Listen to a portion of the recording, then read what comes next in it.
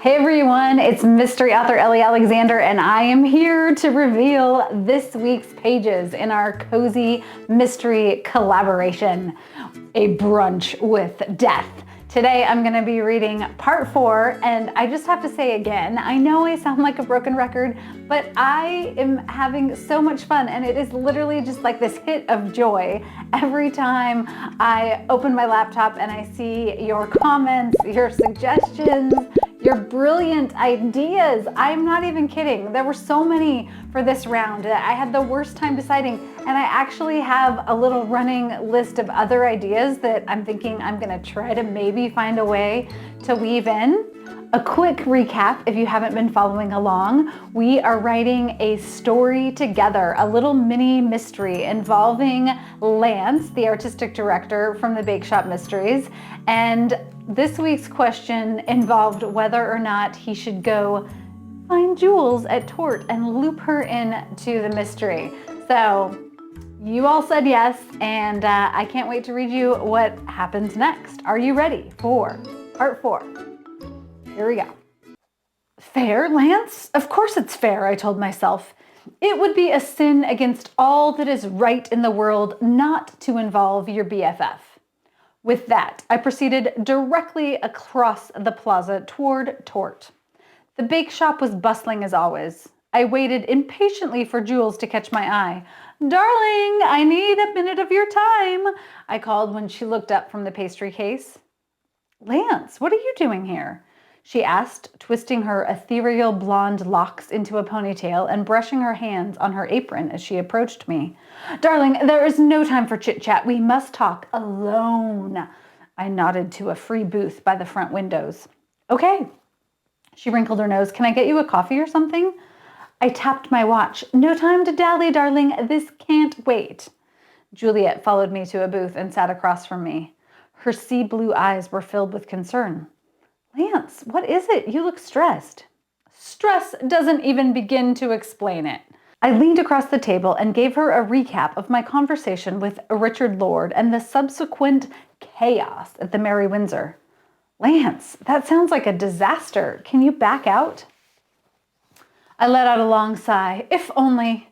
I fear I've made a grave mistake, but alas, I can't turn down that level of funding for the festival. You know the dire straits we've been in with these ungodly wildfires. Juliet nodded.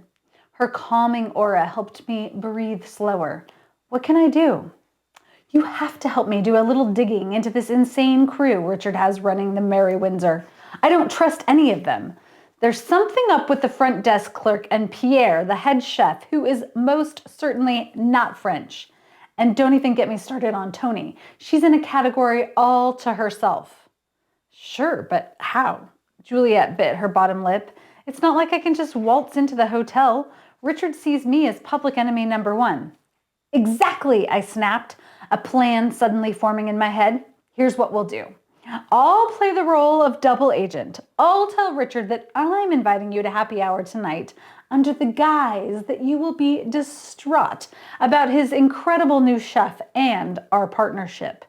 He'll get to gloat about snagging me and the company members from the festival, when in reality, you and I will be working together to figure out what in the world is happening at his dreaded hotel.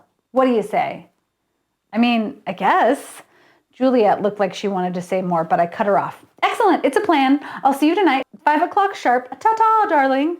I scooted away before she could change her mind. I took the long route back to the OSF campus. These luscious, auburn-hued fall days wouldn't last forever. Golden light filtered in on wispy tree branches and illuminated colorful leaves. I twisted my cashmere scarf tighter and tucked my hands into my pockets as I passed the Lithia Bubblers and headed up Main Street. When I reached the corner of Pioneer Street, I stopped to admire the season's incredible costumes on display in the window.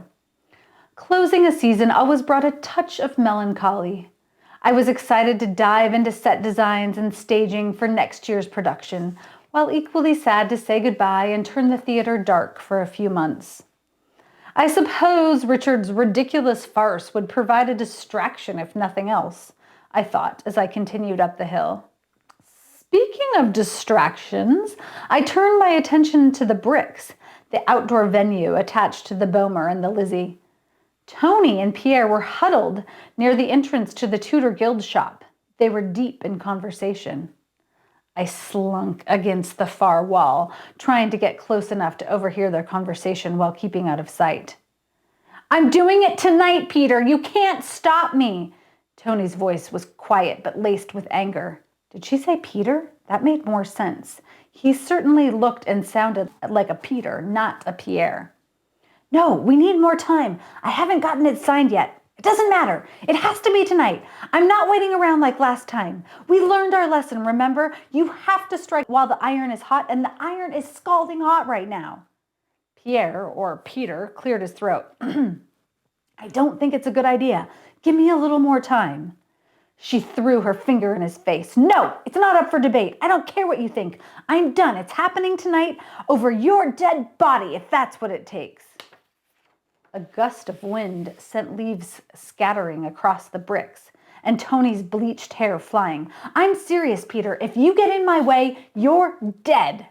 With that, she tossed her hair and stomped away. Peter, assuming that was his real name, raced after her. "Tony, wait!" She didn't wait. Neither did I. I hurried to my office and placed a call to Richard. Juliet had to be part of this. "Richard, it's Lance. I had a thought. What if I invite Juliet this evening?" "Capshaw? Why?" "Well, you mentioned your new menu and our show, and I thought it might be an opportunity to give Tort a little glimpse into the new and improved Mary Windsor." Richard was silent for a moment. Maybe I'd laid it on too thick.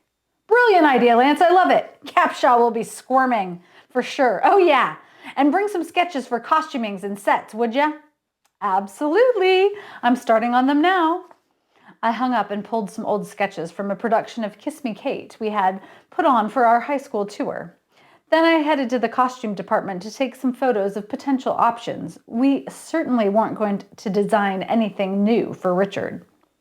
Once that task was complete, my next project was more daunting: casting. Fortunately, the production didn't require a large cast. I already had my Kate. I needed a Petruchio, a Lucentio, and a few ensemble actors. A knock on my office door became a twist of fate. "Come in," I called.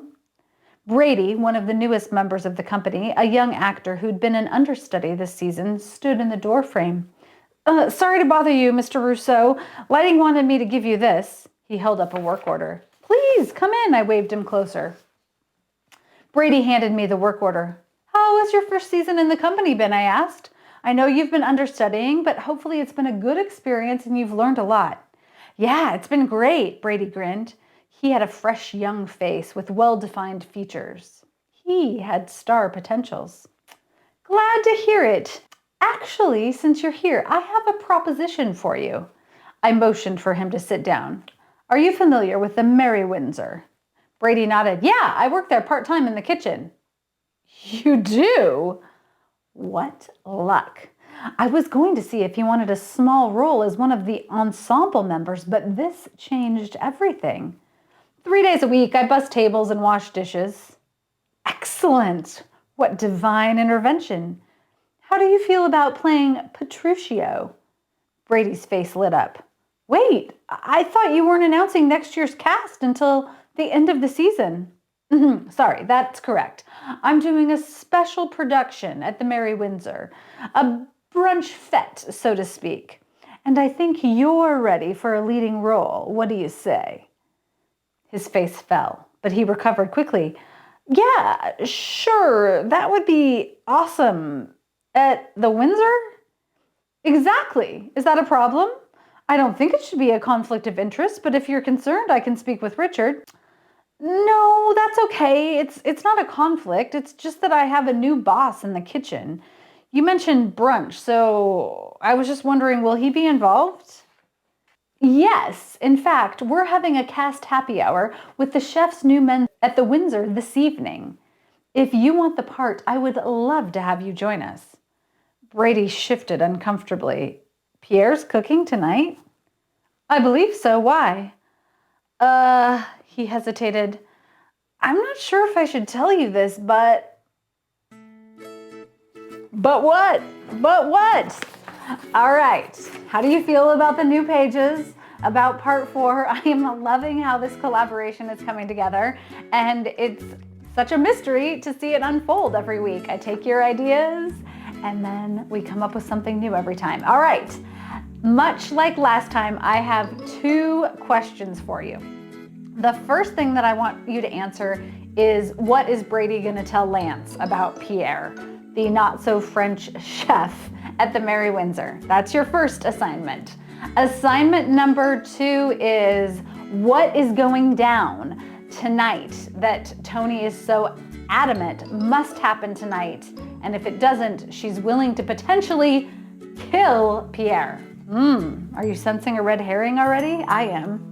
I will be so excited to see what you come up with for suggestions.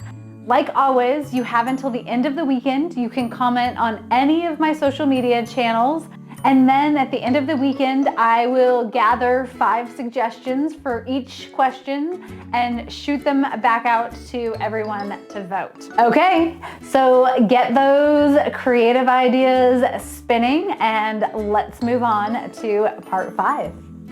Happy creating.